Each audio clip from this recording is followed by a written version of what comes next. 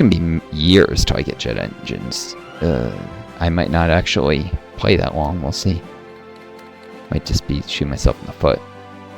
People's Independent Communes of the Rhine join the British... Wait, the Rhine? Oh, the Rhenish Republic. I flipped communist. They joined the British Communist Alternative instead of... Everyone's joining their faction. It's because it's the only actual communist-led faction. The Soviets are not the leaders of the Central Powers, and they'll never get the political power for it, even if they have the industry and the manpower. They keep spending their political power on stupid propaganda campaigns. Like, they could have done the one to give a factory output bonus, but instead they said, no, we're going to do this other thing. So this might be a reason to join the British faction, because they have a lot of resources. That's why I flipped them in the first place. Why I sent spies to increase communism support. Oh yeah, and they re-roll leaders. They don't, because the starting leaders are usually no trait, but they got a reluctant interventionist with humble appeaser. So 15% higher stability, minus 5% war support. And they're going to be in war. At war. Offensive and defensive. So they'll be at 95% war support. They would have been 100 without this guy. Of course, if the AI was smart, all they would do is utilize British propaganda films or radio propaganda. But the AI isn't smart, so they won't do it, and they'll sit. They'll suffer a stability penalty they didn't need to. This actually be a really good leader if they just got their war support up 5% more, because then this debuff wouldn't matter. Maybe I'll tag over them at some point and just run the radio propaganda. It frustrates me how incredibly dumb the AI is. They're stupid beyond belief. Anyways. Oh yeah. Before these guys get crushed, I'll sign a non-aggression pact. There'll be a releasable tag later. So like the NAP will still exist if someone liberates them as a communist power leader. If they're democratic, they'll cancel the NAP, but they might leave military access in place. So let's say that let's say Altai joins the British Communist Alternative later after they flip communist, which they'll eventually do. Hopefully by referendum instead of civil war. Or they'll have yet another civil war, and at that point maybe the communist side will roll more than 1/3 of the divisions. They only had 3 divisions, and the communists rolled 1 and the Democrats 2, which is why Altai is going to win. But let's say they eventually flip. That's the point. And they join the British Communist Alternative, and then they get conquered by the Soviets because they will occupied. Let's say later the British Communist Alternative, then they'll be liberated at the end of the war, but and maybe even puppet parts of the Soviet Union, like Novosibirsk. Americans beat the Central Powers later. Beat the British Communist Alternative later. Then this might be liberated instead of this tag as a democratic supervised state, most likely. Or just as a free, they use the Liberation Peace Conference thing, which will usually make the nation democratic. Actually, it might bring it back as a communist nation. And they'll like me more, because non-aggression pact and stuff, and they might even not cancel the NP. And this will increase trade influence, which they don't have any resources now. But if they were to, say, get their hands on... actually have the majority of the industry in this war, I think, even though they have... Yeah, they have more industry. Fewer divisions, but more industry. If they hold on long enough, they might actually outproduce the other side and win. Anyways, if they get, say, built a synthetic refinery, which gives rubber that can be exported, I'll have more trade influence with them. Or if they annex, I don't know, somehow an annex part of Kazakhstan, could happen if Kazakhstan ends up in a different faction. Communists usually puppet, but sometimes they do annex. Even democratic sides. The point is, they could end up in control resources, and if they like me more. Plus, they're more likely to buy my resources if they like me. So, boom. Just waiting for this air wing to deploy for 4 a.m. on January 7th. At least 4 a.m. British Meridian time, whatever. Which I guess actually matches the time here, so it's the same time zone for a reason. Cha cha cha. This is the soundtrack you get when Italy flips communist in a civil war, but it's Altea that triggered it, I think. Alright. Fighters. Fighter carrier. Fighter non-carrier. They cannot merge. Never twixt the shell the two, but these guys kind of are all casts. Alright, so 60 close air support. I have 2 small wings, but I think you're limited by number of wings, not aircraft. Can I send Altea air volunteers? Only 1 air wing.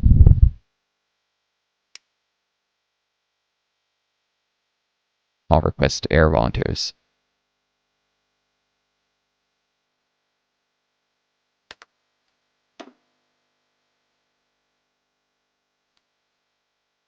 This giant's a fraction of a, it's actually not actually 0% world tension, but I'm at peace.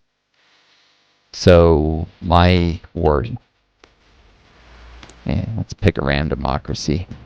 If the game thinks it's democracy. Yeah, there's no giant world tension penalties. It's a fraction of a point, and it'll decay within a very short time to 0.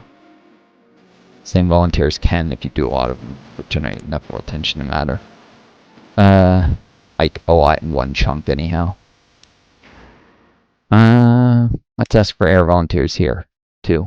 And the Somalis, some, to train my pilots. Boom. I have 3 air wings, and I can send exactly 3 air wings to 2 here and 1 there, so I can divide it whichever way I like. I can even exchange them. You can fly air volunteers right out of the country, and they stop being air volunteers. It's not like with the army where you have to like teleport them there. You actually fly them from your country to that place. Although I can't use the air bases outside of countries that are in my faction, which I don't have a faction, and places I've got air volunteer permission. These guys aren't even trained, they're completely green. So I can either train them in the middle of a snowstorm. How's the weather where I'd be sending them? I could train them there and in theater, and it might actually be better. Yeah, it's clear weather.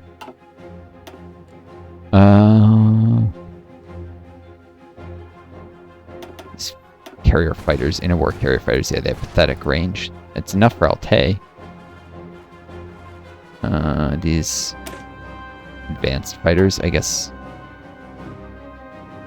have better range than that. Oh, the cast wing should gain more aircraft. Up to 100. I already producing some, and they'll go here. I might get a full cast wing. Anyways, I should probably just sit in the carrier fighters for a minor air superiority boost in Altay. I'll send these guys to Ethiopia. I could send them right now, actually, or I could wait for them to get more strength. They will reinforce.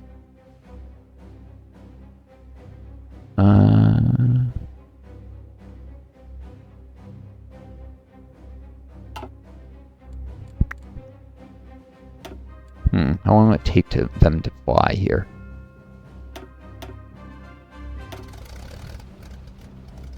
What? 1 wing? Arrived 24/9, January 9th. We should both be able to go.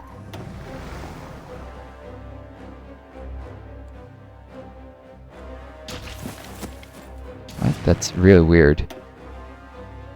Can't send to the air base in Bale. Oh, that's neutral country. Apparently you can only send one to each air base. Okay, the fighters, I should look at the effective range of the air wing. The cats have less range. And fighters can actually support. They don't have to fly directly over the battle to matter, whereas cats do.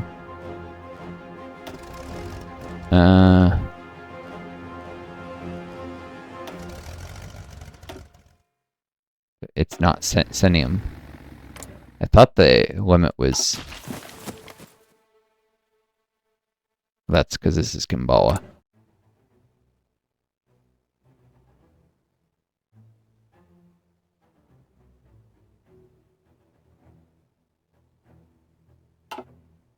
Oh, I'm selecting. I need to select. This is Somalia, right? I sent him volunteers. And they've occupied this air base.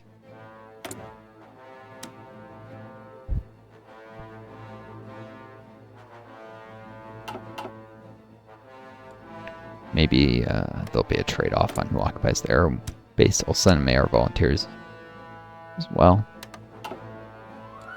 Okay, so it's buggy. It's said 2 air wings, but it's only letting me send 1. Alright, either 19 fighters or 60 casts. Let's send the casts then. I'll send them to the air base that's right next to where they're going. Yeah, it says only 1 air volunteer wing limit. However.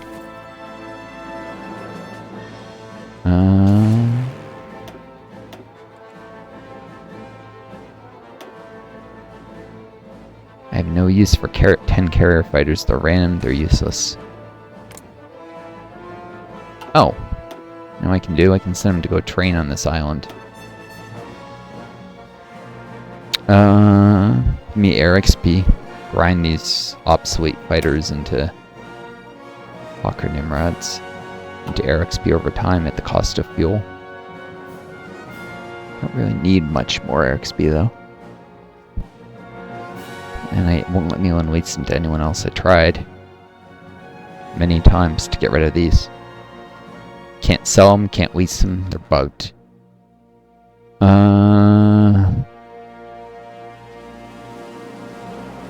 Also send them here. Weather modifiers, Arctic water? That doesn't affect the actual air zone. Anyways, Bornholm is closer.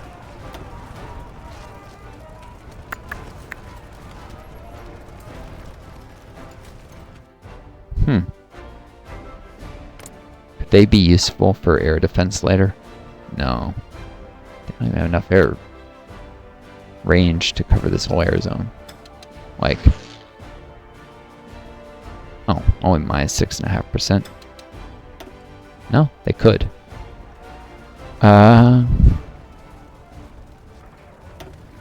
Alright, I'll send him to Bornholm. Maybe I'll train him up to regular. I might actually retrofit one of my carriers into... one of my cruisers into a carrier later, and this could give me a single tiny air wing of fighters.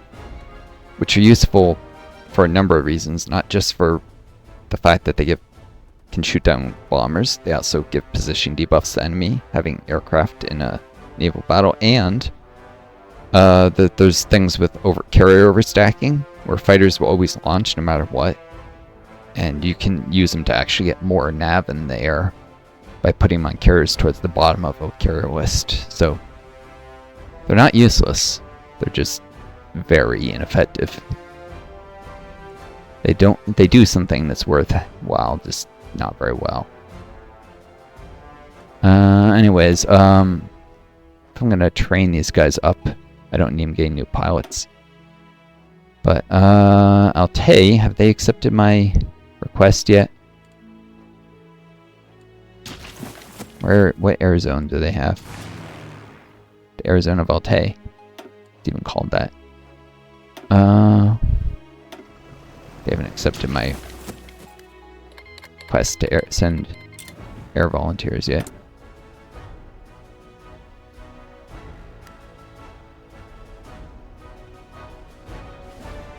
Well, it's a tiny air wing. They might actually gain more fighters by the time.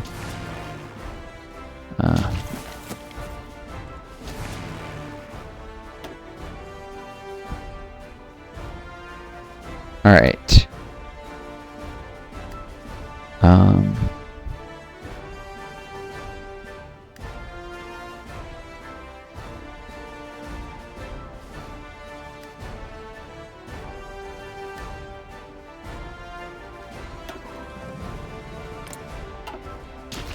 I swear I asked him for air volunteer request permission.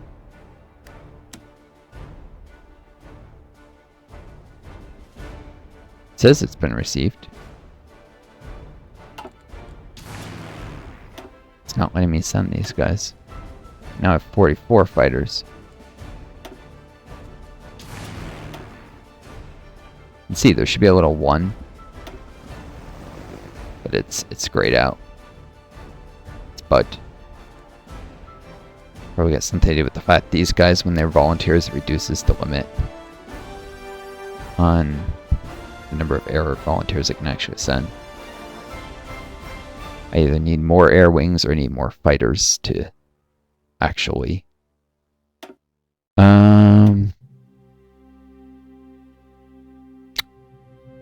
Alright, well I'm not actually only seeing with my nav, so why don't I deploy some nav in Bornholm? These are the longer range nav. I think they had less air defense, yep. That doesn't matter for when shooting ships, really. Only Jelly does. They have less agility too, due to the way the fuel tanks, though. This is a pretty big Z zone, so these are all the different versions, different tech, like MO traits. Improved CAS actually has surface detection. They have floats on them.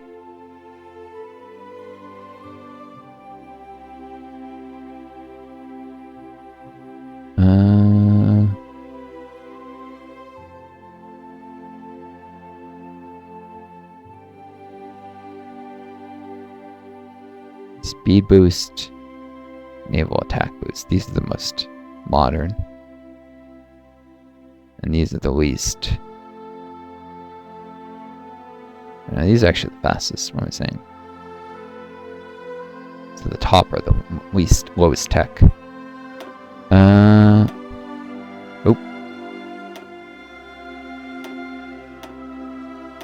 It actually deploys them as a bunch of air wings, doesn't it? I'm going to put all my nav in Bornholm and I can merge it up as I wish later. It's time I start training pilots. Not enough manpower. Oh. Okay. Never mind. Extremely limited manpower.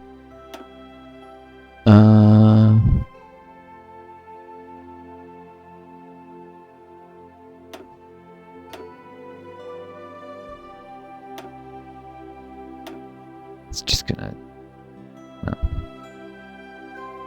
just deploy these 6, and when they finish deploying, it'll actually auto reinforce them with the newest nav, which would be these. So 6 of these nav.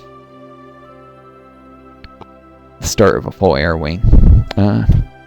Guess I can do this for the second wing, but yeah, I'll wait.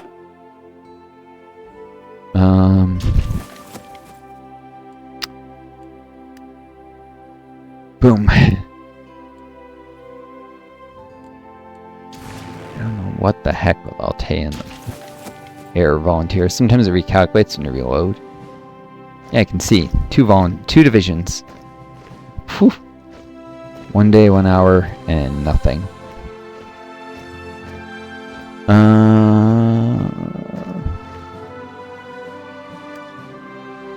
Well, the war might last long enough. These guys are marching very slowly. So my cav might arrive. And Leshley will get some experience leading cavalry into a charge.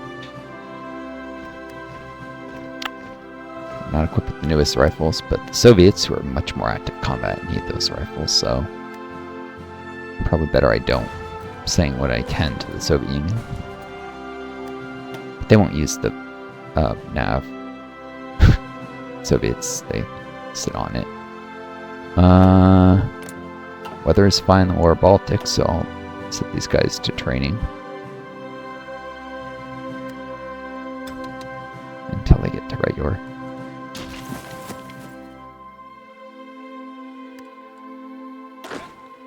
Cool. Here's yet another division. Sometimes he'll rearrange guys after seeing another one. Looks like not today.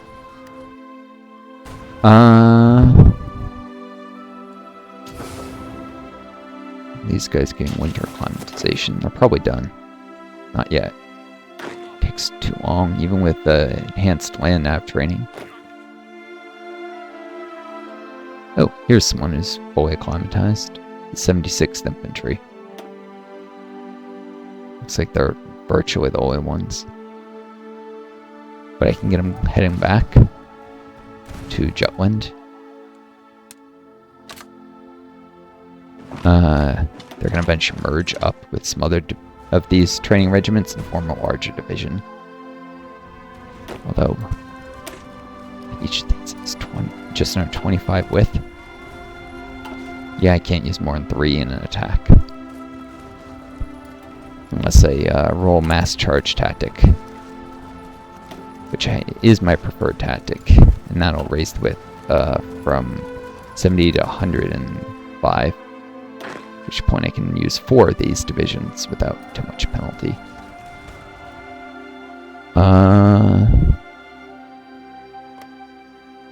Yeah, I'll put 3 and I need at least 1 of the reserves to actually roll the mass charge. But I can keep 1 division back so that if one of my divisions gets deorged, if it's going badly, I can have actual combat reserves.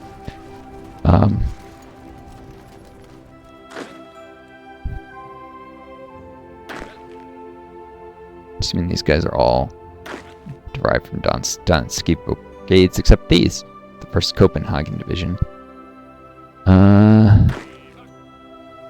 Yeah, none of them are named after Jutland. Thought I had renamed them all the whatever Jutland Division. Probably did. Some of them. The 4th, 2nd, and 5th Jutland. I'm just gonna call this the 6th Jutland Division. It's gonna keep getting rearranged anyway, so there's no point in doing an order. And the 7th Jutland Division. There's the 1st and the 3rd.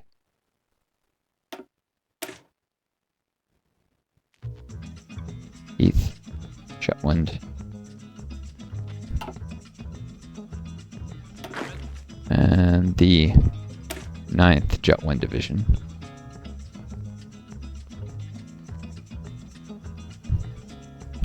Boom.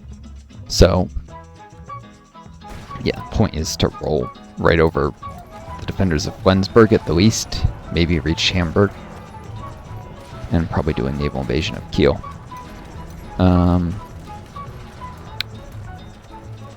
Which is what the nav can help with. I can set them to do naval patrols, or actually naval strikes. They cover the fleet, and I can send a couple ships to do patrol here, or actually strike force. This is with the naval rework. Only strike forces give a multiplier patrol fitness, but you need to patrol a sea zone to have naval superiority. But this is pre-rework, so actually strike forces give me naval superiority. I may not need these guys at all, but they can act as backup if I'm having trouble getting naval superiority to invade Kiel. Or even to invade Hamburg. I need superiority in 2 sea zones for that. It should be harder than 1, but probably doable.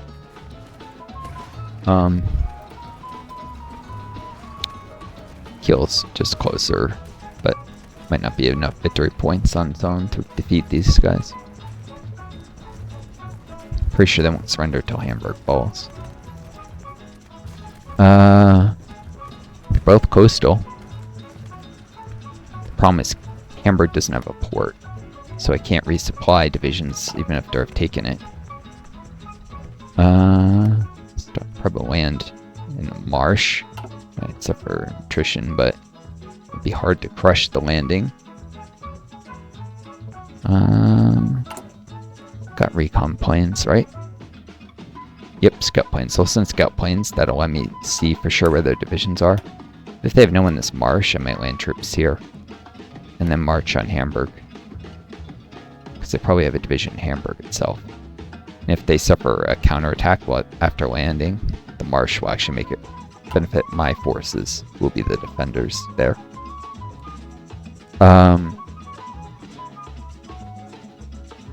Theoretically, if you do a lot of fighting in marshes, you can get, Swamp Fox, but that's not going to happen unless you're doing insane amounts of marsh combat. Still.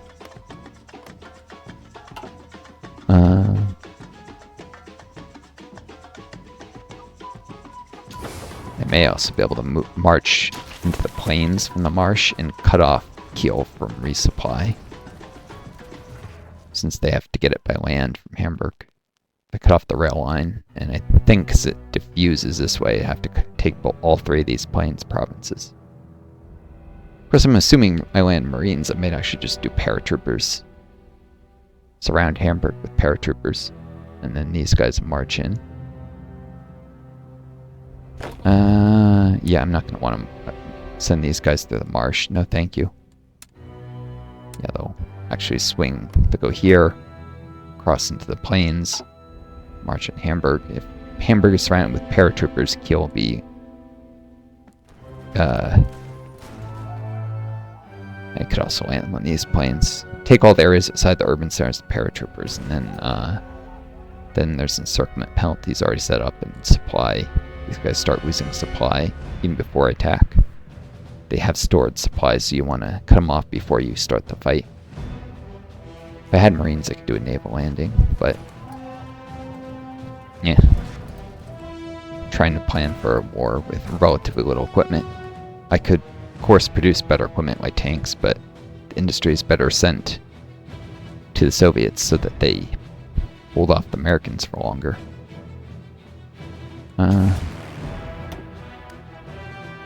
Okay, let's see. Bornholm now is I have another air wing. Can I send these guys? Nope, still can't send any aircraft to Altai. What the heck?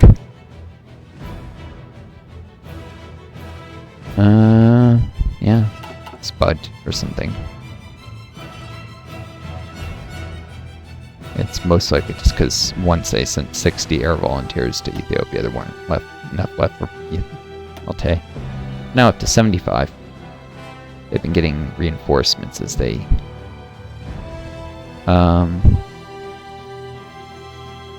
might want to turn off reinforcements, but setting them to only get reserve air wing, because if they get more, it'll drop better in sea.